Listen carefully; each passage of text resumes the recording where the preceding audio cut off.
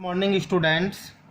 ठीक है, हम प्रोनाउन की अपनी वीडियो को आगे बढ़ाते हैं। इससे पहले मैंने आपको प्रोनाउन के 3 पार्ट्स तैयार किए हैं आपके लिए। प्रोनाउन पार्ट फर्स्ट, सेकंड और थर्ड। ठीक है, ये हमारा प्रोनाउन का पार्ट 4 है।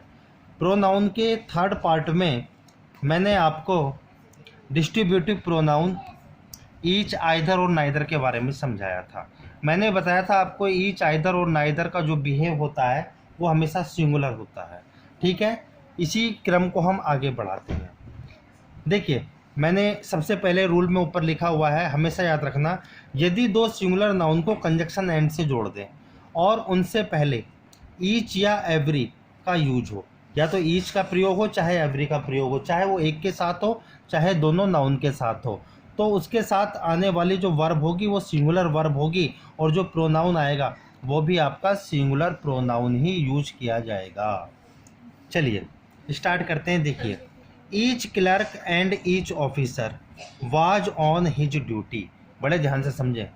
ठीक है, देखिए यहाँ पर मैंने each clerk and each officer दोनों नाउन को ईच से जोड़ा हुआ है। अब आप देखिए कौन सी वर्ब आई, सिंगुलर वर्ब, और कैसे प्रोनाउन का यूज हुआ, हिज, यानी कि सिंगुलर प्रोनाउन का यूज किया गया। सेकंड एग्जांपल देखिए, every teacher and every student was in his class. देखिए यहाँ पर मैंने सेकंड सेंटेंस को, दोनों नाउन को एवरी से जोड़ दिया, तो एवरी के बाद में जो नाउन आएगा वो भी सिंगुलर नाउन ही यूज होगा, और जो हेल्पिंग वर्ब आएगी वो भी सिंगुलर हेल्पिंग वर्ब, और जो प्रोनाउन आएगा वो भी सिंगुलर प्रोनाउन ही यूज किया जाएगा। बात समझ में आई? वाज और हिज का प्रयोग किया जाएगा। नेक्स्ट रूल की तरफ चलते हैं।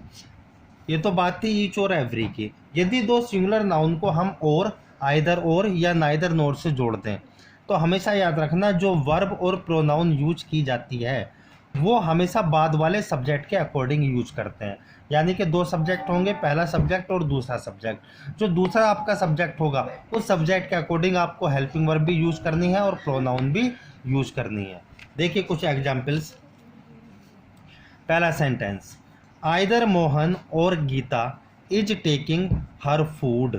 बात समझ में आई? देखिए मैंने दो नाउन को आइदर और से जोड़ा, आइदर के साथ मोहन और गीता। अब देखिए सेकंड सब्जेक्ट क्या है इसमें, गीता। मैंने बताया सेकंड सब्जेक्ट के अकॉर्डिंग चलते हैं। गीता, तो गीता के अकॉर्डिंग हेल्पिंग वर्ब बीच का प्रयोग हुआ, सिंगुलर वर्ब, और जो प्रोनाउन आया वो भी सिंगुलर प्रोनाउन आया। देखिए गीता के अकॉर्डिंग हर का यूज किया गया सेंटेंस में। सेकेंड एग्जाम्पल देखिए, neither Asha nor Ravi was in his room. बात समझ में आई? नाइदर आशा, देखिए एक नाइदर के साथ सेकंड एग्जाम्पल क्या है, एक रवि है। ठीक है, रवि के अकॉर्डिंग सिंगुलर वर्ब का यूज किया गया और प्रोनाउन हिज का यूज किया गया। देखिए यहाँ पर गीता फीमेल थी तो उसके लिए हर का यूज, यहाँ पर ये मेल है तो इसके लिए हिज का यूज किया गया। नेक्स्ट एग्जाम्पल देखिए, नाइदर सी और आई किल्ड माई डॉग। पहला सब्जेक्ट सी, दूसरा सब्जेक्ट आई, तो आई के अकॉर्डिंग जो प्रोनाउन आया माई का यूज किया गया। बात समझ में आई? नेक्स्ट एग्जाम्पल देखिए आप, नाइदर अंजलि नोर हर पेरेंट्स। देखिए पहला सब्जेक्ट जो है वो सिंगुलर है लेकिन दूसरा सब्जेक्ट आपका प्यूलर है, और हम प्यूलर यानी कि जो भी हमारा सेकंड सब्जेक्ट होता है हम उसे लेकर चलते हैं, उसी के अकॉर्डिंग हम हेल्पिंग वर्ब और प्रोनाउन का यूज करते हैं। तो हर पेरेंट्स के अकॉर्डिंग यहाँ पर प्यूलर वर्ब का यूज किया गया, और जो प्रोनाउन आया देयर, ये भी प्यूलर प्रोनाउन ही यूज किया गया। चलिए एक चीज़ और समझ लें इसमें, नन बट। देखिए नन बट के साथ आपको सिंगुलर और प्यूलर आप दोनों ही नाउन यूज कर सकते हैं। नन बट के साथ चाहो तो आप सिंगुलर नाउन भी यूज कर सकते हैं और चाहे तो आप प्यूलर नाउन भी यूज कर सकते हैं। यदि सिंगुलर नाउन यूज करोगे तो वर्ब भी सिंगुलर होगी, और प्यूलर नाउन यूज करोगे तो आपकी वर्ब भी प्यूलर ही होगी। देखिए for example, none but Rita was hungry, तो रीता अपने आप में सिंगुलर है तो वर्ब भी सिंगुलर। सेकेंड एग्जाम्पल देखिए, none but the rich are happy. ठीक है, जब नन बट के साथ प्यूलर नाउन का यूज किया गया, देखिए द रिच कहने का मतलब है रिच पीपल। ठीक है, तो इसके साथ आर यूज किया गया। चलिए स्टूडेंट्स, इस तरीके से डिस्ट्रीब्यूटिव प्रोनाउन ईच, आइदर और नाइदर हमारा कंप्लीट होता है, और मैं आशा करता हूँ कि आप लोगों को अच्छी तरह समझ में आया होगा। ठीक है, अब आगे चलते हैं रेसिप्रोकल प्रोनाउन की तरफ। देखिए 2 ही प्रोनाउन होते हैं, एक होता है ईच अदर और दूसरा होता है वन अनदर। बात समझ में आई? ईच अदर और वन अनदर, ये 2 ही होते हैं, इन्हें बड़े ध्यान से समझें।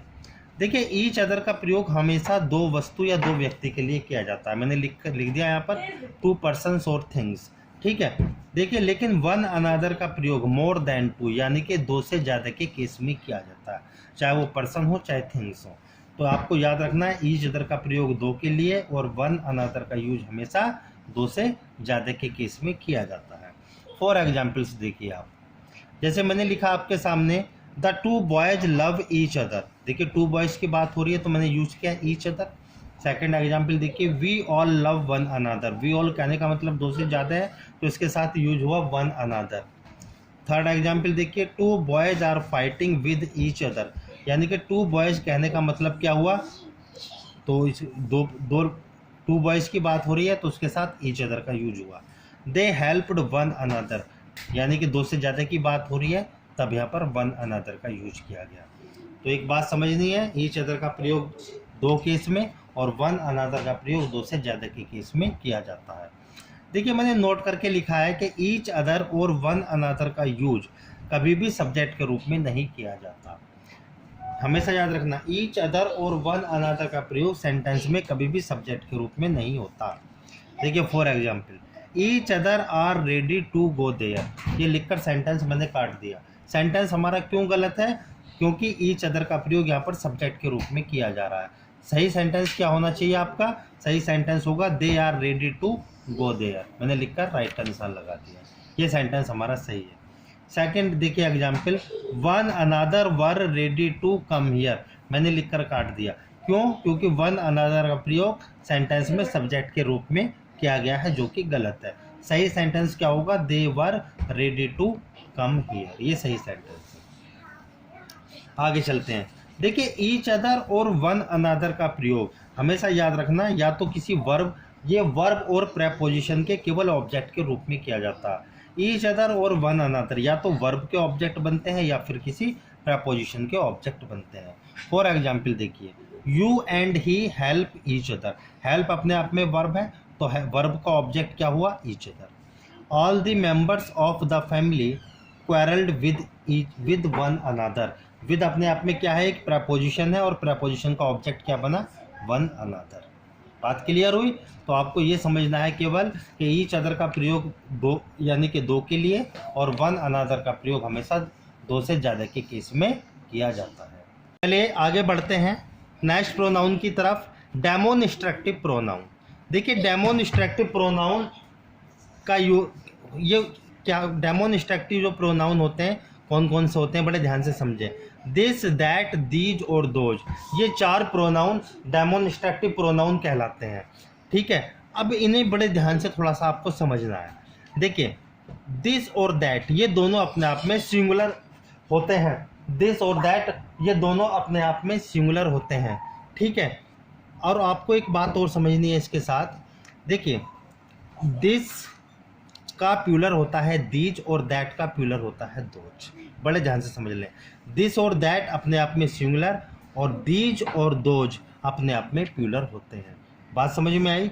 अब आपको ये बात समझनी है आगे। देखिए दिस का प्रयोग हमेशा नियर के लिए करते हैं यानी कि पास के लिए।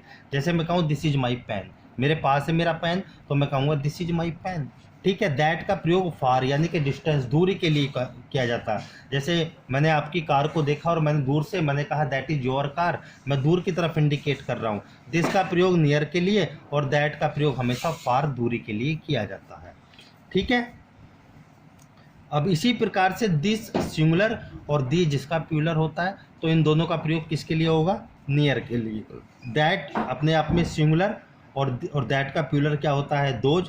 दैट और दोज का प्रयोग होता है फार के लिए। याद रखना दिस दीज पास के लिए यूज किए जाते हैं, दैट और दोज फार यानी कि दूर के लिए यूज किए जाते हैं।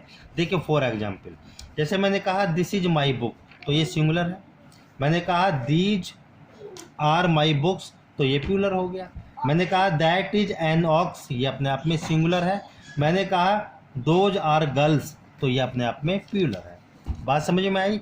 देखना एक बात और समझनी है इसमें आपको कि दिस दैट दीज और दोज के तुरंत बाद यदि नाउन का प्रयोग है तब ये डेमोनिस्ट्रक्टिव एडजेक्टिव कहलाएंगे, अदरवाइज क्या होंगे, डेमोनिस्ट्रक्टिव प्रोनाउन कहलाएंगे।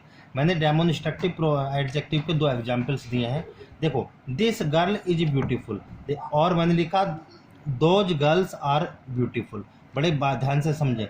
देखिए, दिस गर्ल कहने का मतलब क्या है कि दिस के तुरंत बाद यहाँ पर नाउन का यूज किया गया, और यहाँ पर इसके तुरंत बाद नाउन का यूज किया गया। ठीक है, ये नाउन है अपने आप में, तो ये क्या हुआ, डेमोन्स्ट्रक्टिव एडजेक्टिव हुआ। जब दिस और दैट, दीज के तुरंत बाद आपको नाउन का यूज मिले तब ये डेमोन्स्ट्रक्टिव एडजेक्टिव कहलाएंगे, अदरवाइज ये डेमोन्स्ट्रक्टिव प्रोनाउंस कहलाएंगे। चलिए स्टूडेंट्स, देखिए आपको केवल एक बात याद रखनी है डेमोन्स्ट्रक्टिव प्रोनाउंस में। देखो, मैंने आपके सामने लिखा शॉर्ट ऑफ और kind of, SORTKIND, short of और काइंड ऑफ से पहले हमेशा दिस और दैट का यूज किया जाता है। ठीक है, और शॉर्ट्स ऑफ और काइंड्स ऑफ के बाद में हमेशा दीज और दोज का प्रयोग किया जाता है, हमेशा याद रखना। ठीक है, जैसे फॉर एग्जाम्पल देखिए आप, this kind of pen is costly. बात समझ में आई? देखिए, दिस काइंड ऑफ क्या है, सिंगुलर, तो इससे पहले दिस का प्रयोग हुआ। मैंने लिखा that short of man is hateful, short अपने आप में सिंगुलर है, तो इससे पहले भी सिंगुलर प्रोनाउन दैट का प्रयोग किया गया। आगे बढ़ते हैं, those sorts of pupil are laborious. अब देखिए, शॉर्ट्स अपने आप में प्यूलर है, तो इससे पहले दोज का प्रयोग किया गया। मैंने लिखा these kinds of books are authentic, तो ये काइंड्स ऑफ अपने आप में प्यूलर है, तो इससे पहले दीज का प्रयोग किया गया। बात क्लियर? ठीक है, थैंक यू स्टूडेंट्स।